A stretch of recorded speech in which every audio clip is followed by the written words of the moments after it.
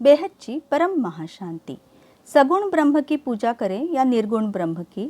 याच्या मागच्या भागामध्ये आपण पाहिले की ब्रह्म म्हणजे ब्रह्मतत्व आणि सगुण म्हणजे ज्याला रंग आहे, रूप आहे, एक ठराविक मूर्ती आहे, आणि याच्या उलट निर्गुण म्हणजे ज्याला रूप नाही, रंग नाही, ज्याला स्वतःची मूर्ती नाही, असे ते निर्गुण निराकार.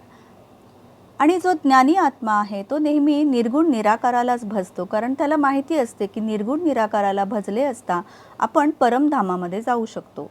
आणि जो भक्ती मार्गातला आहे, जो थोडासा अज्ञानी आहे, तो नेहमी सगुण साकाराला भक्ती मार्गाद्वारे पूजतो आणि त्याला वाटते की आपण याद्वारे वैकुंठात किंवा विष्णू लोकामध्ये जाऊ शकतो.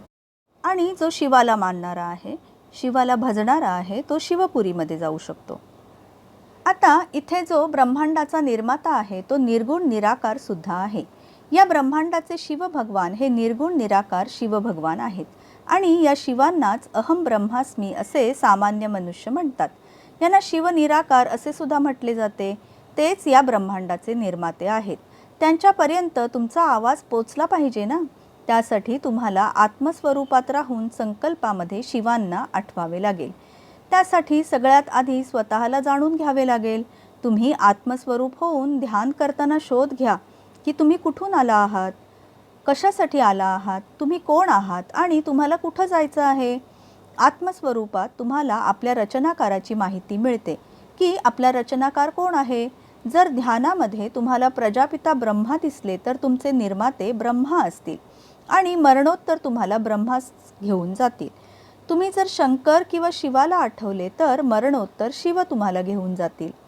पण ब्रह्म किंवा निराकार यांना थेट आठवल्याने निर्गुण निराकार यांना आठवले तरीही त्यांच्याबद्दल तुम्हाला ज्ञान तर नाही आहे. त्यांचे नाम, रूप, रंग कसा आहे, कारण त्यांचे ना नाम आहे, ना रूप आहे आणि ना रंग आहे. म्हणून भक्ती मार्गावर चालणारे अहम ब्रह्मास्मी करत करत कित्येक युगांतरपर्यंत बसलेले आहेत. शेवटी त्याच अवस्थेत त्यांचे शरीर नष्ट होते, मात्र त्यांचा आत्मा एक एक लोक पार करून शेवटी परमधामामध्ये जाऊ शकतो, जिथे अहम ब्रह्मास्मी म्हणजे निराकार ब्रह्म राहतात. पण जर हाच आत्मा जर सगुण ब्रह्म किंवा शिव यांना आठवेल तर त्यांना प्रसन्न करण्यासाठी काही फार काळ लागणार नाही आणि ते तुम्हाला साक्षात्कार घडवतील. पण साक्षात्कार झाल्यानंतर जर तुम्ही म्हणालात की मला शिवपुरीमध्ये जायचे आहे, तर मग ते आकारी शिव तुम्हाला शिवपुरीमध्ये घेऊन जातील. शिवपुरीमध्ये पुरुषार्थ करून मग तुम्ही परमधामामध्ये जाऊ शकता, ज्या प्रक्रियेला कदाचित कमी वेळ लागेल.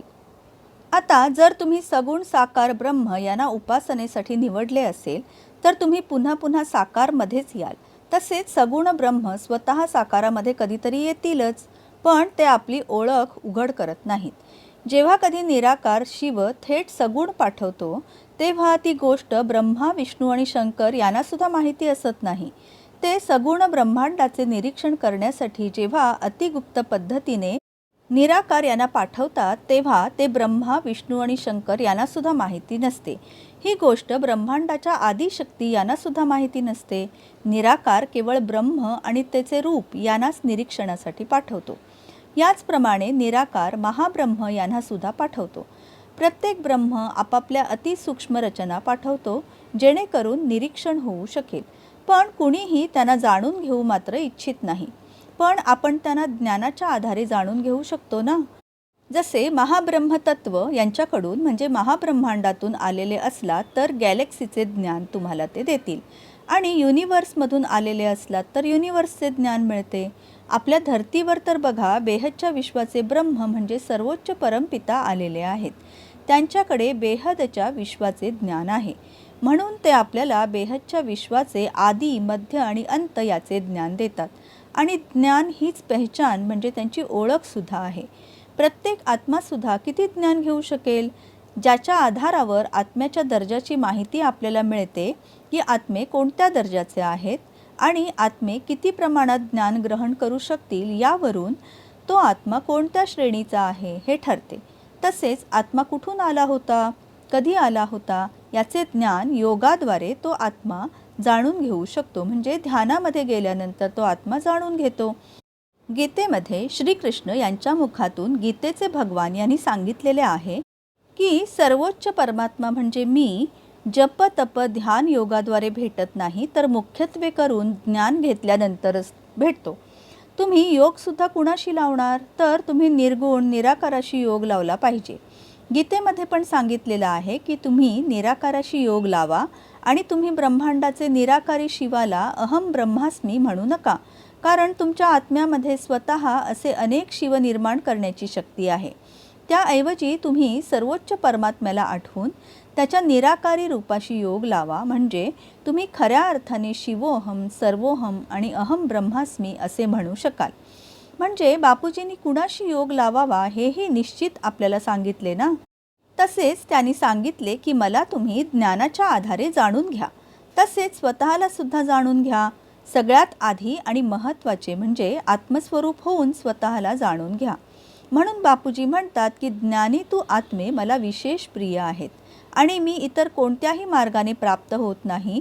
म्हणून तर इतर कोणत्याही योगाच्या पद्धतीपेक्षा मी ज्या प्रकारे सांगितले आहे त्या पद्धतीने योग लावावा. कारण आत्तापर्यंत कित्येक योगी ऋषी मुनी यांनी या ब्रह्मांडाच्या निराकाराशी अनंत काळापर्यंत योग लावूनसुद्धा कुणी आजपर्यंत परमधामामध्ये जाऊ शकलेलेच नाहीत. ते फक्त शिवोहम सर्वोहम ब्रह्मास्मी अहम ब्रह्मास्मी एवढेच करत राहतात. पण आधी तुम्ही स्वतःला तरी जाणून घ्या ना. या धर्तीवर तर असे अनेक प्रकारचे आत्मे आहेत, अनेक क्वालिटीचे आत्मे आहेत. जसे कुणी ब्रह्माची रचना आहेत, कुणी दुसऱ्या गॅलेक्सीमधून आलेले आत्मे आहेत. गॅलेक्सीमधून आलेले आहेत म्हणजे तिथल्या महाशिवांची रचना आहेत ना. कुणी युनिवर्समधून आलेले म्हणजे परम महाशिवांची रचना आहेत. कुणी ग्रेट युनिवर्समधून आलेले म्हणजे परम परम महाशिवांची रचना आहेत. अशा प्रकारे आपली ओळख जाणून घेण्यासाठी ज्ञान अत्यावश्यक आहे. आत्मस्वरूपात राहून तुम्ही योग केला तरच तुम्हाला स्वतःची ओळख समजेल. तसेच जर ज्ञान मिळवले नाही तर आत्मस्वरूपसुद्धा होता येणार नाही. आणि आत्मस्वरूप होता न आल्यामुळे तुम्ही स्वतःचे निर्माते म्हणजे पिता यांना न ओळखता त्यांच्याशी योग कसा लावणार? थोडक्यात तुम्ही स्वतःच्या परमपित्याला ओळखून घेणे अतिशय गरजेचे आहे. प्रत्येक आत्म्याचे निर्माते वेगवेगळे आहेत. आता काही जण शंका काढतील की जर आम्ही युनिवर्सच्या रचनाकाराचे बच्चे आहोत तर आम्ही सर्वोच्च परमात्म्याशी योग का लावावा? तर त्यांना बापूजी सांगतात की आता धर्तीवर आहात तोपर्यंत भलेही तुम्ही सर्वोच्च परमात्म्याशी योग लावताय, पण अंतसमयी म्हणजे परिवर्तन झाल्यानंतर तुम्हाला आपल्या पित्याकडे जायचे आहे. आणि म्हणूनच हे अगदी आवश्यक आहे.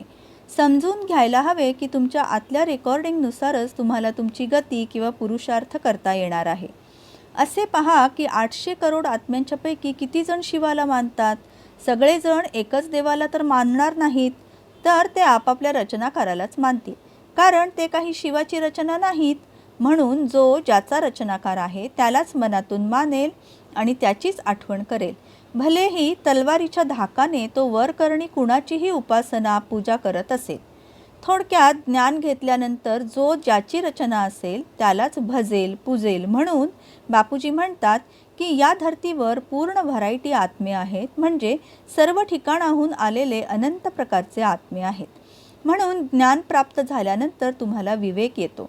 तुम्ही अंतर्मुखी होऊन आत्मस्वरूपात राहून विचार करता की कुणाला आठवावे, कुणाशी योग लावावा आणि अंतसमयी आपल्याला कुणापाशी जायचे आहे. कारण आत्मस्वरूप झाल्याशिवाय तुम्हाला काहीच प्राप्त होणार नाही. स्वतःला जाणून घेतल्याशिवाय काहीच प्राप्तीसुद्धा होत नाही. सगळ्यात आधी आपण स्वतःला योगाच्या मदतीने आत्मस्वरूप होऊन जाणून घ्या. म्हणून गीतेमध्ये सांगितले आहे की तू आत्मस्वरूप होऊन मला म्हणजे परमात्म्याला आठव आणि मग मी तुझे सर्व विकर्म विनाश करून अंतसमयी तुला उंचच उंच परमधामामध्ये घेऊन जाईन. असे शब्द परमात्म्याच्या मुखातून निघालेल्या मूळ गीतेमध्ये होते असे बापूजी आपल्याला सांगतात.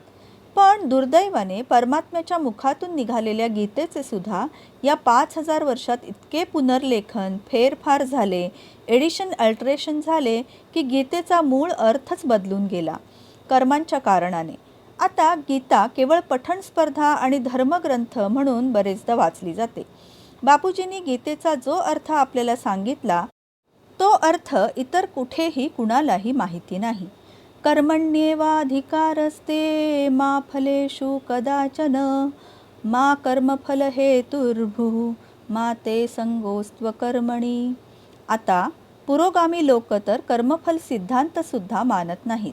आत्म्याबद्दल इतके अज्ञान आहे की काही जण आत्मा हृदयात आहे असे सुद्धा सांगतात. गीतेमध्ये तर आत्म्याला उद्देशून सांगितलेले आहे की तू आत्मस्वरूप होऊन मला म्हणजे सर्वोच्च परमात्म्याला आठव, म्हणजे तुला अनुभूती होईल की माझे खरे पिता म्हणजे रचनाकार कोण आहेत. म्हणजे तुम्हाला खरे जाणून घेऊन आपल्या पित्याशी योग लावता येईल. म्हणून ज्ञानवान आत्मा ज्ञानाच्या आधारे समजून घेणे आणि स्वतःला समजून घेणे हे तुमच्या जीवनमुक्तीच्या दृष्टीने अतिशय मदतीचे ठरेल. श्रोते हो, याच ज्ञानाच्या अधिक माहितीसाठी तुम्ही महाकाल प्रलय या व्हिडिओचे भाग 1 आणि भाग 2 पहा. आता यापुढे जे धर्तीवर होणार आहे ते का आणि कसे होणार आहे, म्हणजे युद्ध आणि त्यामुळे होणारा विनाश किती भयंकर असणार आहे याची माहिती घ्या. तसेच युद्ध टाळण्यासाठी काय करता येईल याची सुद्धा माहिती घ्या. आमचे बापूजी दशरथभाई पटेल या मुख्य चॅनलच्या व्यतिरिक्त आणखीन एक योग करण्यासाठी चॅनल आहे. ते आहे साक्षीताईंचे परमशांती मोटिवेशन अँड मेडिटेशन. त्या चॅनलवर बापूजींच्या ज्ञानाची माहिती घेण्यासाठी 10 दिवसांचा कोर्स आहे, जो रोज 1 तासाचा आहे. त्या ठिकाणी तुम्हाला बेहदचे परम ज्ञान मिळेल. तसेच सर्व बेहदचे ब्रह्मज्ञान पण मिळेल. म्हणून हे सर्व समजून घ्या. मित्रांनो, paramshanti.org या वेबसाईटवर बापूजींनी दिलेल्या सर्व ज्ञानाची पुस्तकं हिंदी आणि इंग्लिश या भाषांमध्ये PDF स्वरूपात उपलब्ध आहेत. ते तुम्ही डाउनलोड करून वाचून तुमच्या ज्ञानामध्ये भर टाकू शकता. तसेच बापूजींचे स्वतःचे एक हिंदी चॅनल आहे. बापूजींची प्रकृती ब्रह्मा माँ यांचे सुद्धा एक चॅनल आहे, ज्यावर माँ रोज दिव्य संदेश आपल्याला देत असतात. तसेच अनंतभाईंचे पॉडकास्ट विथ अनंत हे चॅनल आहे आणि साक्षी दीदींचे मोटिवेशन अँड मेडिटेशन हे चॅनल आहे. या चॅनलवरती सकाळी 5:30 ते 6:30 या वेळेत मेडिटेशन करून घेतले जाते. तसेच बापूजींचे जे हिंदी मेन चॅनल आहे त्याच्यावर रात्री 10 ते 11 या वेळेमध्ये मेडिटेशन आणि ज्ञानाची चर्चा होत असते. त्यासाठी तुम्ही त्या सर्व चॅनलना सबस्क्राईब करा. तसेच बापूजींचे जे मराठी चॅनल आहे आणि इतर प्रादेशिक भाषांमध्ये सुद्धा जे चॅनल आहेत त्या सगळ्यांना सबस्क्राईब करा. त्यावरचे व्हिडिओ पहा, व्हिडिओना लाईक शेअर करा, जास्तीत जास्त शेअर करा, छान छान कमेंट करा. आणि हे जे तिसरे विश्वयुद्ध होऊ घातलेले आहे ते टाळण्यासाठी आपल्याला काय करायचे आहे हे या माध्यमातून तुम्हाला समजेल. आणि श्रोते हो, या व्हिडिओना तुम्ही पाहिले, लाईक केले, जास्तीत जास्त शेअर केले आणि चॅनलना सबस्क्राईब केले की आम्हाला सुद्धा असे नवीन ज्ञानाचे व्हिडिओ करण्यासाठी उभारी मिळते आणि मॅक्झिमम सपोर्ट मिळतो. बेहदची परम महाशांती होत आहे. बेहद की परम शांति सोचो, बोलो परम शांति. Join us daily for live meditation, 10 p.m. to 11 p.m. on YouTube Live. Subscribe now. Website www.paramshanti.org. Email us anant@paramshanti.org. Like, share, subscribe. Join today. बेहद की परम शांति सो